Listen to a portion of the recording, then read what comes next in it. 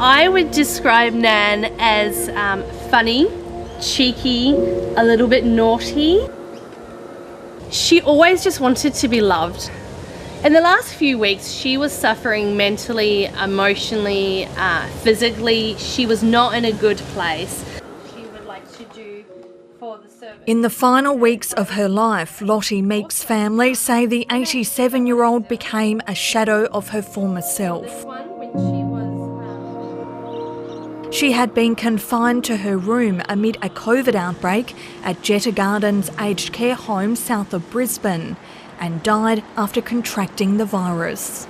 I feel like the weeks leading up were a gigantic factor in her death because she was so worn down. She had just given up.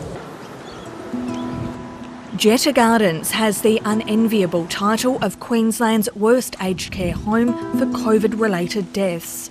Lottie's daughter and granddaughter are angry because it submerged the federal aged care regulator, raised concerns last year about the facility's lack of preparedness for a COVID outbreak. We put her in there to receive good care, we put her in there for them to look after her needs, not for this to happen. Jetta Gardens was hit with COVID in late December after Queensland opened its borders. Robin Brown says her grandmother struggled with being confined to her room for 3 weeks.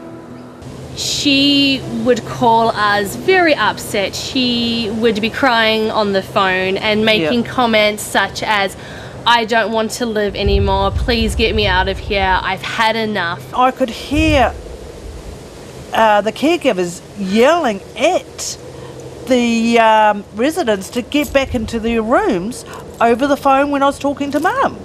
You need to have sunshine, you need to feel sunshine, you need to have fresh air.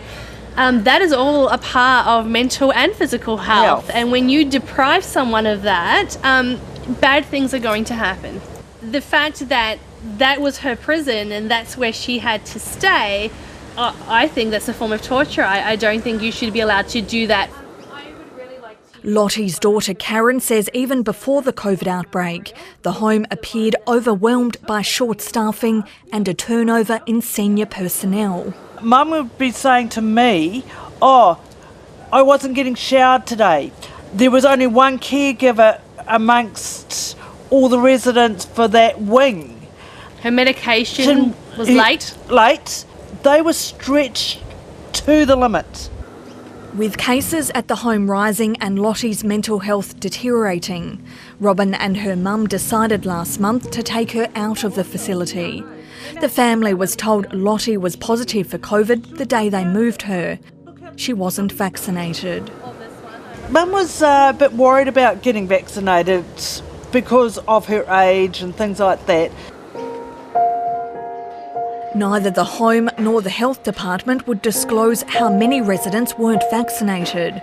A booster clinic was held after the outbreak. Lottie had diabetes, heart and lung issues. She died with COVID almost a fortnight ago after being admitted to hospital. There are certainly issues with the management of this facility, and we had an exchange earlier about who should and shouldn't be in the industry. Do you think these people should be kicked out of the industry? I have genuine concerns that they stay, Senator, absolutely. The Aged Care Minister, Richard Colbeck, has declined 730's repeated requests for interview. Yesterday, he faced questions in Senate estimates about whether the government should have done more to prevent the 16 deaths at Jetta Gardens, considering the regulator knew last year there were problems at the home. The providers have ultimate responsibility in relation to the provision of care. That's why I've expressed my concerns in relation to the suitability of this provider. I knew you would say that because you always try to pass the buck onto the individual provider. You are the minister. Your regulator found this place was a shocker. Well, I would like to ask the regulator, what did they do at Jetta Gardens? Once they identified that they didn't have the sufficient resources, the sufficient ability to control an outbreak, if one happened at that particular aged care home, what did they do to help them? Sarah Russell is an aged care researcher who's contesting the federal election as an independent. She believes the Aged Care Quality and Safety Commission is not doing enough to help homes lift standards. The Royal Commission found the regulator had a one-size-fits-all approach to enforcement. I've been keeping the data of the outbreaks, the homes with outbreaks, for the last 6 months. Now, some aged care homes, the virus has spread like wildfire. And I think it is beholden to the regulator to work with those homes to have prevented this. The regulator is responsible for accreditation, which involves inspecting facilities from top to bottom.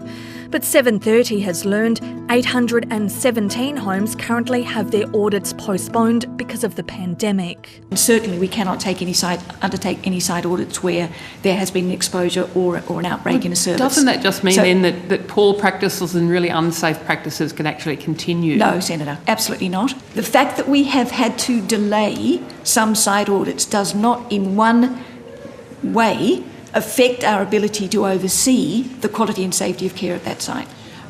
But data provided to 730 shows the regulator has scaled back visits to facilities. The Commission says outbreaks, public health ordered lockdowns and border restrictions have hampered its operations. More than 2,000 aged care homes have now experienced a COVID outbreak. I think this is the time for the regulator to step up, not to step down. There's no support, there's basically regulatory burden. The Lark Ellen Aged Care Home in Sydney is one of the facilities which had its accreditation extended without inspection. But after a COVID outbreak last month, it was sanctioned by the regulator for infection control lapses and a failure to prepare for staff shortages. We had no registered nurses due to staff being furloughed, and the care staff were all being furloughed.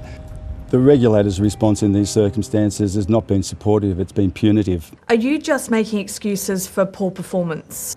No. There have been a fair history of non-compliance in this place, and we've managed to turn that around substantially in the last 3 months. Defence personnel have been deployed into 25 aged care homes to help plug COVID-related work shortages. But that hasn't helped Lark Ellen. The owners have decided to shut down the facility after what they say are years of government underfunding of the sector. 6 aged care homes have closed since December. It's especially a big deal when you're old and you have cognitive impairment. So it's a traumatic experience for the families and the residents. Back in Brisbane, Jetta Gardens has stood down 2 senior managers. Robin and Karen say their grief has been compounded by the home charging for Lottie's care and accommodation when she was actually in hospital, and by the way staff packed up her possessions. They had thrown everything into black rubbish bags, black plastic rubbish bags, and they had dumped them outside in the weather and said, go for it, we've packed her stuff. The day I picked up my mum's furniture, the hard stuff, management was outside. Not once did they come and apologise or say, how are you, sorry, nothing. In a statement, Jetta Gardens says the health and well-being of its elders is always the priority and that the COVID outbreak is now under control.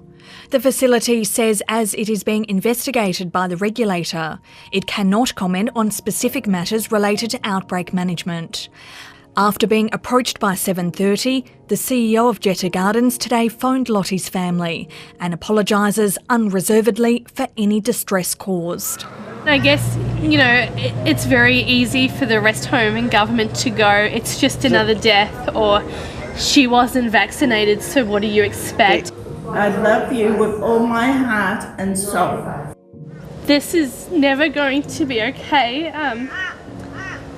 She was my nan and I loved her, and it's heartbreaking and it should not have happened. In a statement, the Aged Care Quality and Safety Commission said Jetta Gardens agreed in November that it would improve its COVID preparedness plan. The outbreak happened a month later. You can read full statements from the regulator, the Aged Care Minister and Jetta Gardens on our website.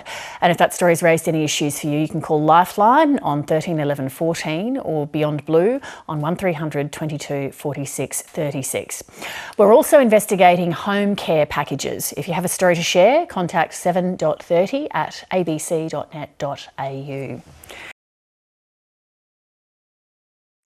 Hi, I'm Lee Sales. Thanks for watching this story. If you'd like to watch more of 7:30's stories, they are on the left of your screen. And tap on the button below to subscribe and get the latest from ABC News.